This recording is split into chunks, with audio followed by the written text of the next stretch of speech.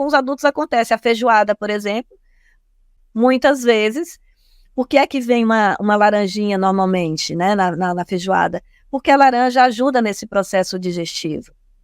É, inclusive, uma das únicas frutas aceitáveis, digamos assim, após a refeição, né? Porque outras mais atrapalham do que auxiliam a digestão. A laranja, ela auxilia. Atenção, atenção. Vamos lá. Doutora Luciana, qual ou quais as frutas que podem ser usadas como sobremesa logo após a refeição?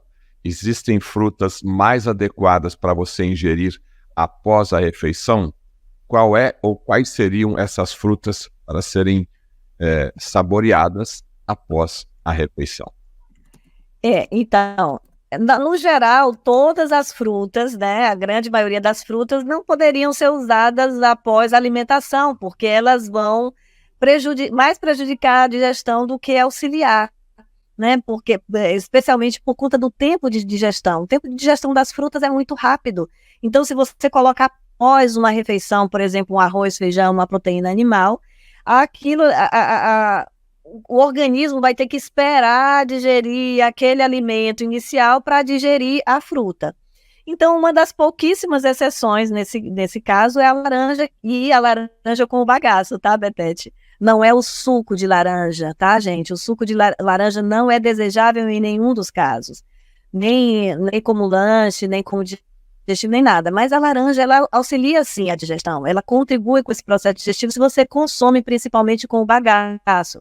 Existem outras frutas, né? O abacaxi, por exemplo. O abacaxi é ótimo, tem várias enzimas digestivas, inclusive uma das mais importantes, a bromelina, é retirada do abacaxi. Então, o abacaxi também auxilia. A gente até vê, né, Betete, em algumas churrascarias, serviu o abacaxi também junto com as carnes. Ainda mais com canela, né? Canela que põe, né? Muitas vezes sim. Mas o abacaxi também seria aceitável. Existem outras frutas que, inclusive, por tradição, as pessoas costumam colocar nos pratos.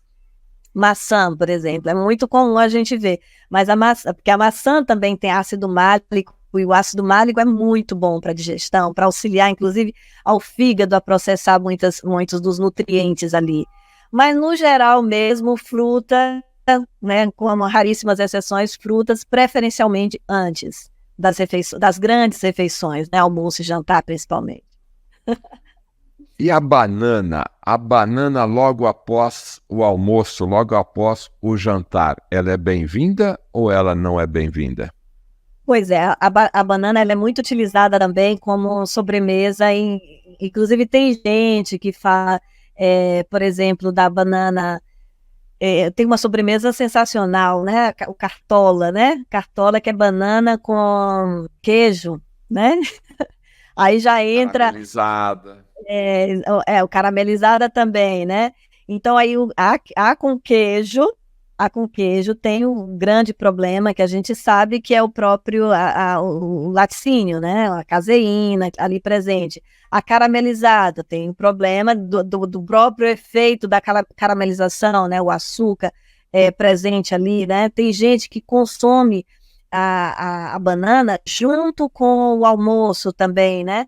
No geral, o ideal seria não consumir, aquele mesmo esquema que nós estamos falando de misturar, né? Porque nós não temos esse triturador. Mas a banana, ela pode ser útil, né?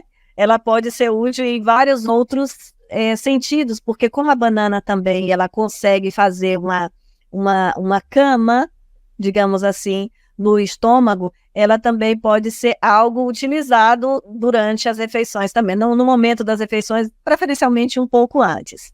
Conforme você vai se alimentando, o organismo dá alguns sinais. O que representa esses sinais? O que a gente pode aprender com esses sinais, doutora Luciana? Pronto, um excelente questionamento, Betete, porque, por exemplo, quando a pessoa ela se alimenta e ela arrota, né? Então, como é que é esse arroto? Ele vem, a pessoa sente que acidifica, que fica mais ácido, como se fosse um refluxo. Às vezes, arde, né? Toda a região aqui do esôfago arde. Significa dizer que tem muito ácido ali, né? Os ácidos estomacais ali estão exagerados.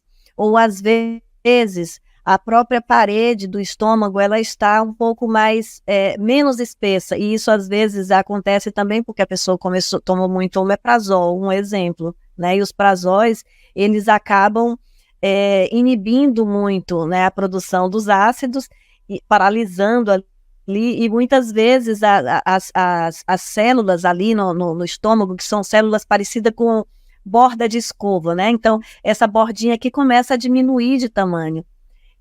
Ou seja, a parede do estômago começa a ficar mais fina, digamos assim, né? Em termos populares, ela começa a ficar menos densa. E aí a pessoa começa a sentir mais dor, né? E aí pode ser que num determinado tempo o próprio ácido começa a prejudicar. E o ácido é altamente desejável, nós precisamos dele para fazer toda a digestão ali, para auxiliar na digestão do alimento. Então, a pessoa não digerir direito, e aí quando ela não arrota, ou então quando ela arrota e esse arroto vem acompanhado de, às vezes até já mau cheiro, né? Porque começou uma fermentação ali indevida no estômago. Às vezes a pessoa está misturando um alimento que é de uma digestão rápida, por exemplo, a salada, né? As folhas, né? Os folhosos. Ela misturou ali com outro alimento que demora mais para fazer a digestão. Fermenta. Né? Então, as pessoas têm uma falsa sensação, Betete, de que o estômago é como se fosse um liquidificador. Tudo que coloca ali, tritura, tritura, tritura, e depois despacha ali para o intestino. E não é bem assim. Né? O nosso estômago, à medida que nós vamos nos alimentando, aquele alimento que a gente acabou de engolir, ele é protegido por uma película fina, e aquilo ali começa a ser digerido em camadas, né? Não é um negócio que é colocado ali no triturador, não é assim. Nosso organismo é organizado, nós temos um corpo organizado, pois não. Ainda Sim. mais quando a pessoa não faz a mastigação correta, né? Perfeita. Ou mistura com líquidos, que aí ela desfaz essa proteção, essa camadinha, essa película. Então, as camadas, elas ficam ali uma sobreposta à outra. Então, se aqui embaixo tem uma saladinha e aqui em cima está o arroz com feijão, né? As proteínas, etc. Isso aqui é digerido primeiro, isso aqui vai ser digerido depois. E quando você mistura tudo, fica tudo ali desorganizado. O corpo ele tem mais trabalho, aquilo vai fermentar, vai gerar um estufamento, os gases, vão formar gases ali. Então, o organismo ele tende a ser um pouco mais lento no processamento daquele alimento. Então, isso que você falou, além de misturar, né, tudo, tem essa questão da mastigação. Começa tudo pela escolha do alimento, a mastigação, misturar esses alimentos com outras coisas, inclusive com líquidos, e isso vai provocar vários danos ali, iniciando na digestão.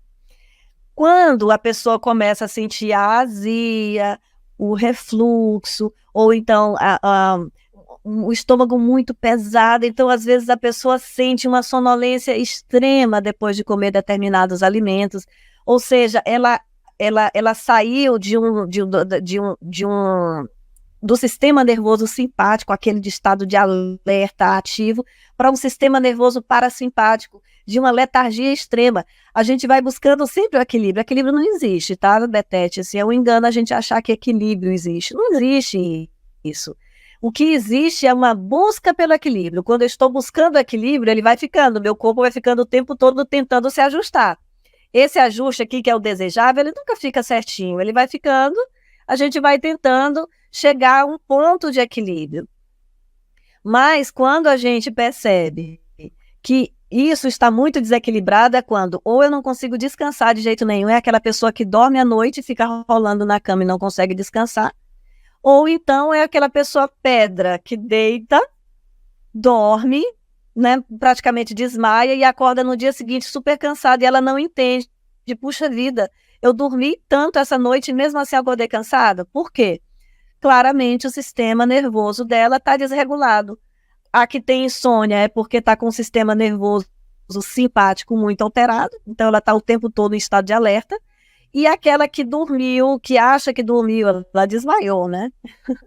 E não dormiu, não conseguiu dormir direito. E isso, às vezes, é dado pela alimentação também.